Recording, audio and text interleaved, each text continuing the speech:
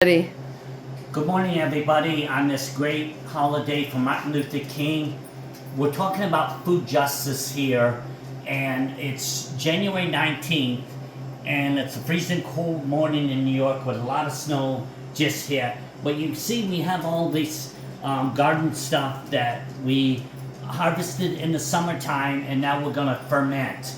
So, the great properties of fermentation is for digestion, weight loss, boost nutrient absorption, strengthen immunity, support heart health, and boost the mood.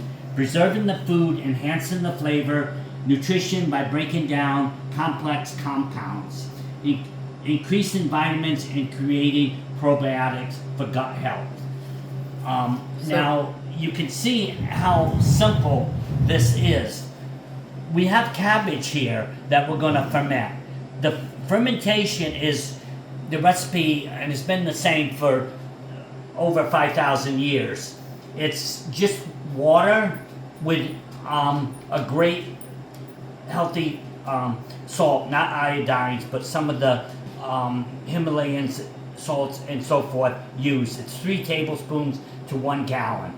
So what we're going to do, we're just going to add the brine to the cabbage and let the cabbage absorb the brine. It's going to take 10 days before you're to put it in the refrigerator to keep for over a year, but it's going to be healthy stuff to use for all your cooking.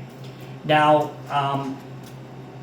these sunchokes are ready for the same brine mixture that you can pick all winter.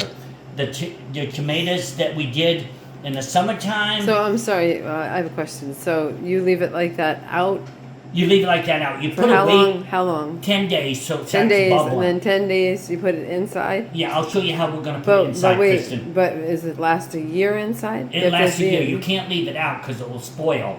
It will begin to mold. But inside the refrigerator, and they can do smaller amounts because a lot of you people can don't do have the smaller room. amounts. You don't have to do a Okay. big amount. But these tomatoes are a tomato I grew in the summer. They're August tomato. There's like a grape tomato in the fermentation. They stay rock hard. Same thing with the beets. I just picked these in the that's cool. greenhouse. These beets are perfect for fermentation. The other items I like doing is some of the roots, being the parsnips, the daikons, and then some of the wild stuff, which is burdock, dandelion, and all that. I'm just gonna leave Kristen for a second to show why Kristen just looks at that. I'm gonna bring over a soup that I'm gonna feature at the egg today.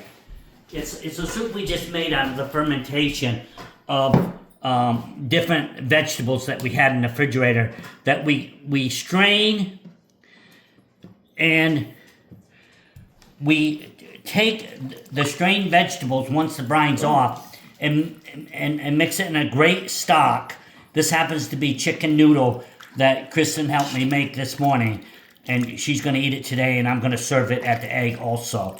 So that's all we got on that, guys, is exactly that. I'll show you how to put it in a jar. Wow. And you're going to put a little bit of Oh, see now cabbage in the that I jar. would think people can, have the space in their refrigerator. You got to have a It's- station in your yeah, refrigerator. for something yeah. like that. That would work perfect. Yeah, it would work perfect for going camping or used on your salad Yeah. or just eat. The only thing I really haven't put them in yet, I haven't put any of this stuff at all in the smoothie. But I suppose I could if push comes to shove. And I hope I got one of these capsules upstairs and not downstairs. Because, to make it easy for the layperson, you have these things that the layperson can just purchase, or they can make. They can put a hole in something, and you could put it on here, That's neat. and that will do the same thing that, you could put it on the counter and just leave it for 10 days. It will start bubbling, and then you start putting it in your refrigerator. What's the point in that lid, though? This is lets air and bubbles out. It just keeps the fermentation working. It's rather than taking this, because that's another way to do it, is just take and put a hard heavy weight on top of this to push the vegetable down and ferment it for 10 days. If I'm doing a big batch, which I do big batches, that's the way Yeah. I do it. I put a lot of weight on and that's it. So I think if you don't have any questions, Kristen, I think we close this one and get ready, to move on to the culinary and be at the spirit of Martin Luther King at the greatest cooking school on earth. It's right here in Hyde Park, 5 minutes from my house, where I'm a graduate of.